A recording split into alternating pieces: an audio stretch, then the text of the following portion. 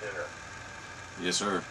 So, my name is Peeples. I'm the online editor at the Super newspaper in Santa Clarita, and I understand you're from Canyon Country. That's correct, sir.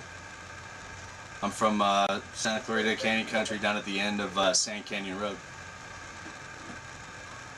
Oh, great, okay. And you don't have to call me sir, it's okay. I'll do my best. It's sort of a force of habit. Understood. Well, okay, so please give me a little bit of a description of your assignment, where you are, what you do, and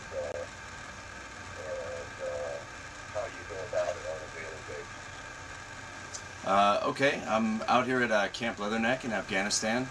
I work out at the flight line here. We've got a pretty good sized flight line, so we have a lot of fixed wing aircraft that come in, and as well as a lot of helicopters. And my Marines and I are tasked with loading and offloading every single one of them that comes in that belong to the Marine Corps. So we stay very busy. We do 24-hour operations, so we've got 2 shifts, and half the Marines work during the day shift, and then the other half work at night. And I work some or most of both.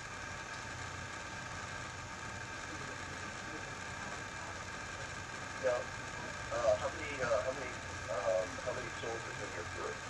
I've got 16 Marines, including myself.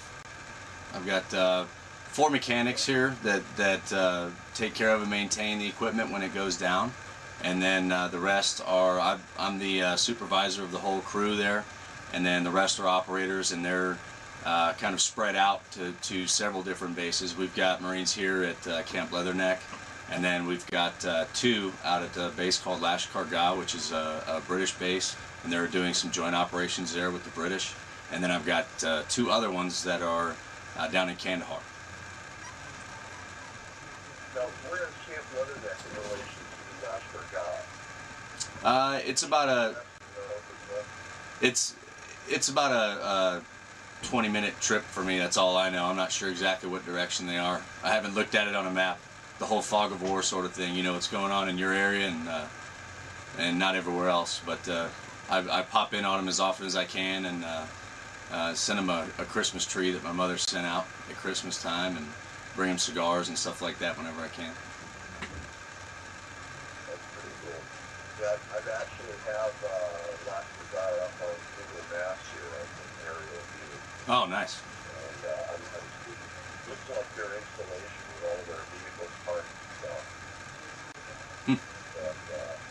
But I'm curious, just trying to do my homework and see where you guys are. Oh, good to go. It's quite a bit smaller than where we're at, but the British guys out there take really good care of them, so they like it out there, actually. Well, yeah, and looking at it, it's pretty desolate. Now, there's a river that runs through town, isn't there? I know there is a bridge that runs through there, so I haven't been over it, but I'm assuming if there's a bridge, there's probably a river there too. They kind of the rivers out here kind of snake around all over the place. Right, yeah, they look kind of dry too. Yeah, everywhere I've been over here looks pretty dry, but I'm from Canyon Country, so I'm used to that. Yeah, exactly. I'm definitely home in the desert. This is your 4th deployment, right? Yes, if you count my initial deployment when I first joined the Marine Corps, I went to Okinawa, which I left my wife and kids behind, and the rest of my family as well, so I count it as a deployment. But this is my third combat deployment. What motivated you to join the Marines in the first place? Well, I was kind of kicking around and not doing anything really special. I worked a lot of different jobs. I worked construction, worked at several different law firms. I went to college. I went to University of Redlands and played football there for a year. But I just wasn't doing anything that I was really super proud of. So because my father was in the Marine Corps, he actually was in the Marine Corps from 50 to 53 during the Korean War. So that was something that I always wanted to do and just never made the decision to do. So I was kind of a recruiter's dream. Just walked right in and told them sign me up and I'll ship to boot camp as soon as you have a spot open. So, and I don't care what job or MOS you give me. I'll go wherever the Marine Corps needs me. So. Yes. Now, where did you go to school in Santa Clarita? I went to, the first school I went to was Sulphur Springs Elementary. I'm not sure if that's still around. I've been out there a couple times to visit my sister in that area, but all the schools, I'm not sure if all of them are still around. There was a preschool there, Fox Lane. That was my first actual school experience. I don't know if that's still there. But then I went to Soledad and... What's that? That was Fox Lane? Yes, Fox Lane preschool. And then Soledad. I moved around a lot to a lot of the different schools because we were at the end of Sand Canyon Road, and then we actually moved into Canyon Country, Santa Clarita, like proper, and then we moved to a couple different places. I stayed with my sisters for an extended period of time on several occasions, so I moved around to a lot of the different schools over there. But all my older sisters all went to Canyon High School, so I'm not sure if you're familiar with Canyon. Yeah, it's in the neighborhood. Where did you go to high school? I actually moved out of Santa Clarita when I was in the middle of middle school, junior high school, and moved to San Francisco because my mother got a job up there. So I actually went to O.J. Simpson's high school, Galileo. I don't know if that's a good thing or a bad thing, but I did play on the same high school football team that O.J. Simpson did. Different years, but same team. Now, in terms of what you do, I mean, needless to say, everybody over there is working as a part of a team.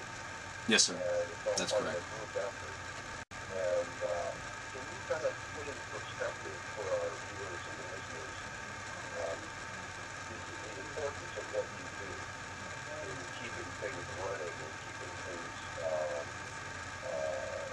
fluid and making sure everybody gets to where they need to go when they need to be there? Yes, sir. We have our job covers two different areas, and you kind of hit on both of them. One is the personnel aspect of it.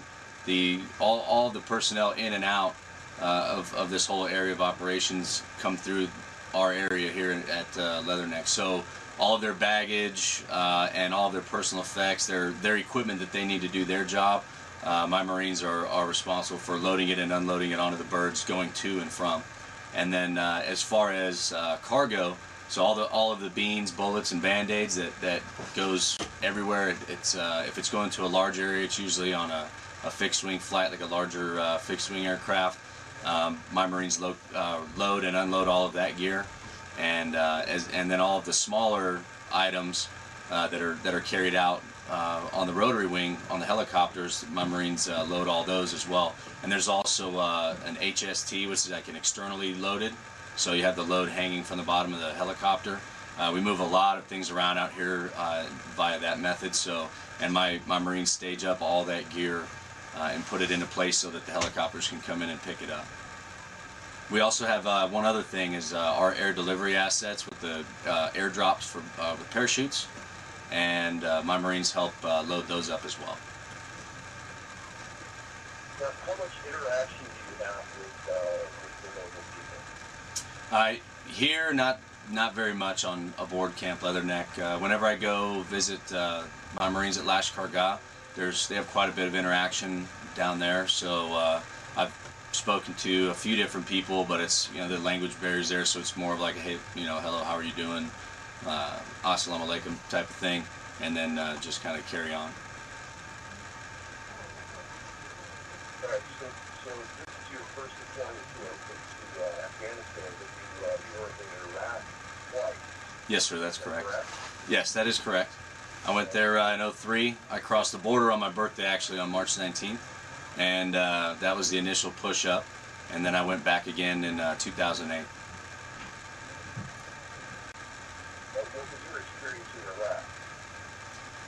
Iraq? All of my deployments have been very different. It's always situational, what unit you're with, where you are, and what your specific mission is. In 2003, it was very combat based. Obviously, we were doing the push up to Baghdad, so everything was shoot, move, communicate. And then on the second deployment, it was more of we were situated in one spot and we were sustaining that area out there, doing a lot of the type of things that we're doing now, except for the fact that we weren't on the flight line, so we were supporting all of the ground units that were rolling in and out on convoys. And then we went out and did a couple other missions that we had to kind of put together. We had a whole bunch of mattresses that were left over, and we brought them out into one of the local villages that was just outside of base and distributed those out there to the local populace there. My Marines really enjoyed that, so they got an opportunity to go out and do some of the things that they actually joined the Marine Corps to do.